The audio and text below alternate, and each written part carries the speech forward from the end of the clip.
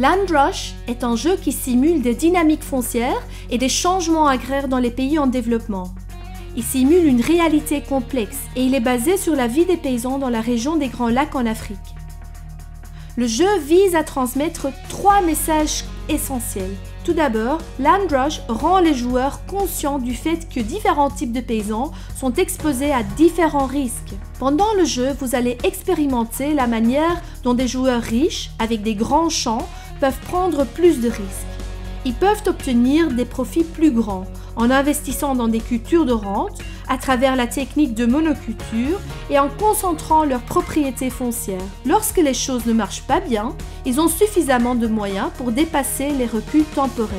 Vous allez aussi observer que les paysans plus pauvres ayant des petits champs devront adopter des stratégies de minimisation des risques pour survivre.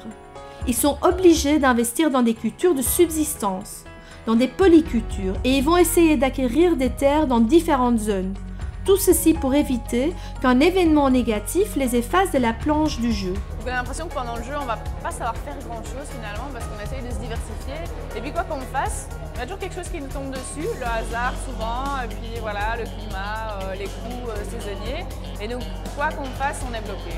Alors moi je suis le riche, donc j'ai commencé avec beaucoup d'argent et ça se voit maintenant parce que j'ai beaucoup plus de terres que tout le monde et j'arrive à leur prendre pas mal faire beaucoup d'argent à chaque tour aussi. Land Rush offre une expérience de première main, des contraintes extrêmes que les paysans pauvres expérimentent. De plus, le jeu rend conscient les joueurs du fait que les stratégies des paysans opérant à petite échelle ne sont pas basées sur l'ignorance ou le manque de savoir, elles sont orientées plutôt vers la gestion du risque que sur la maximisation du profit. Cependant, les politiques agraires s'orientent généralement vers la production maximale et le profit. Ainsi, ils favorisent plutôt les grandes exploitations agricoles alors qu'ils affaiblissent la position des petits paysans. Les politiques et les innovations technologiques devraient plutôt s'orienter vers un profit de minimisation des risques, le profit des paysans opérant à petite échelle. Voilà un premier message clé que le jeu vise à faire passer.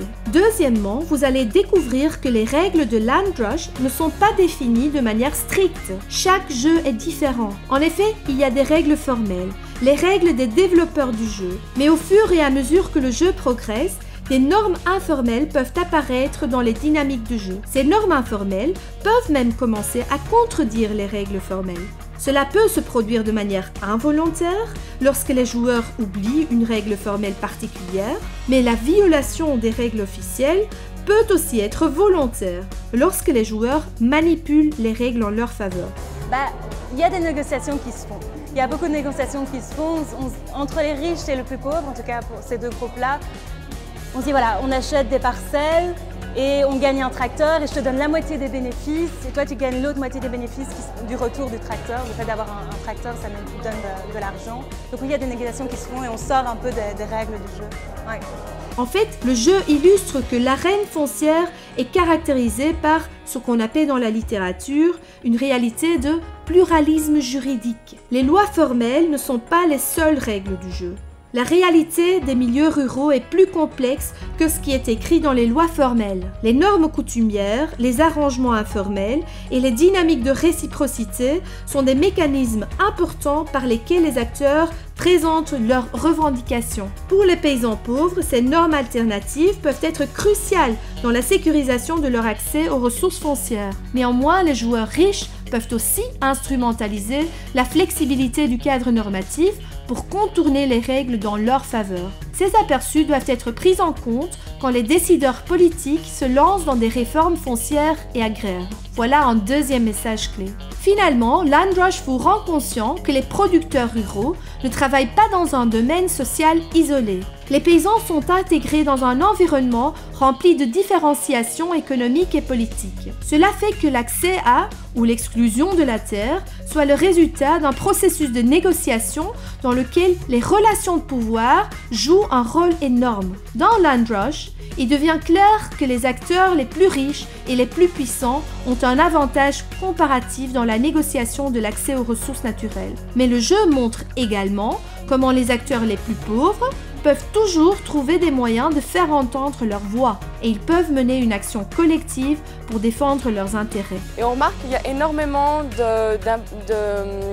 d'accords tacites, des non-dits, des regards, des choses qui font qu'en fait, il y a d'autres règles qui s'immiscent dans le jeu. Par exemple, le fait je te prête ou même je vole pour toi par exemple. Et donc on voit que la politique est vraiment à plusieurs niveaux. Il y a vraiment au niveau comment elle se passe entre les paysans et puis au niveau global, ils essayent d'insérer vraiment des lois alors que ils ne prennent pas toujours en compte la réalité du paysan. Ces aperçus sont cruciaux dans les processus de réforme agraire.